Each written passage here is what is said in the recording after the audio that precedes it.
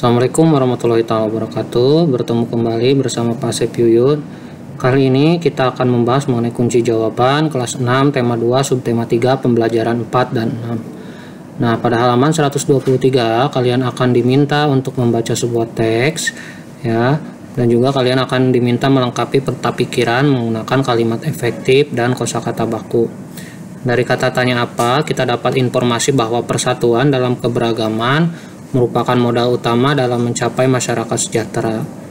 Dari kata tanya mengapa, kita memperoleh informasi bahwa karena rakyat yang bersatu dalam suasana yang aman turut mendukung pelaksanaan pembangunan. Jika pembangunan berjalan dengan baik, maka kesejahteraan rakyat akan meningkat. Siapa? Ya, rakyat Indonesia. Bagaimana? Dari kata tanya bagaimana, kita dapat informasi bahwa usaha-usaha dalam menjaga keutuhan NKRI dapat dilakukan dengan cara memelihara ketertiban dan keamanan, menghindari pertikaian antar suku, menumbuhkan sikap toleransi, menghargai perbedaan, menjaga perbatasan Indonesia dengan negara lain, dan menjaga pulau-pulau paling luar dari Indonesia. Kapan? Ya, tidak ada informasi waktu dalam teks tersebut sehingga kita tidak usah isi. Lalu kata tanya di mana, kita memperoleh informasi di Indonesia. Oke, pada halaman 132 kalian akan diminta untuk menuliskan kesimpulan dari teks pada bagan ya. Teksnya judulnya upaya-upaya meningkatkan kesejahteraan rakyat di awal masa kemerdekaan. Nah, kesimpulannya ada pinjaman nasional, konferensi ekonomi, rencana Kasimo Plan, persatuan tenaga ekonomi, pembentukan badan perancang ekonomi. Oke, pada halaman 140 kalian akan diminta untuk menjawab soal-soal evaluasi. Yang pertama, apa yang kamu ketahui tentang kalimat efektif? Lalu tuliskan ciri-ciri kalimat efektif.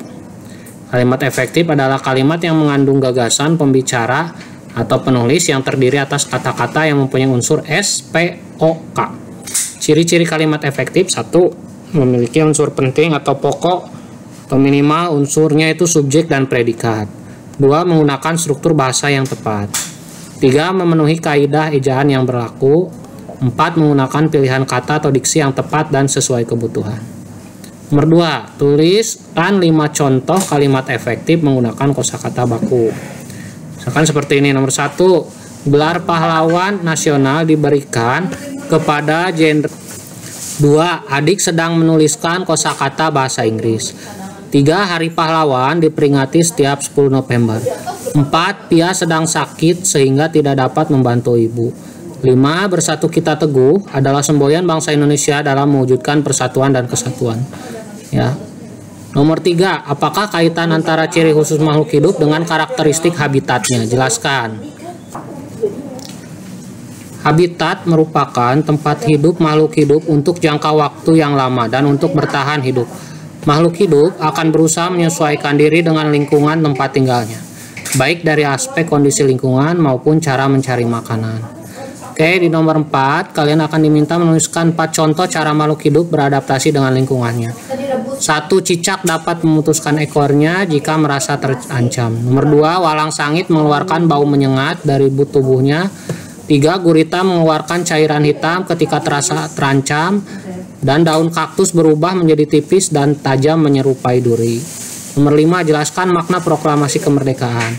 Proklamasi kemerdekaan memiliki makna yang sangat penting bagi bangsa Indonesia, yaitu sebagai puncak perjuangan Indonesia, pengakuan kepada dunia luar, menaikkan martabat bangsa, perjuangan sebagai negara baru, dan tonggak sejarah negara Indonesia.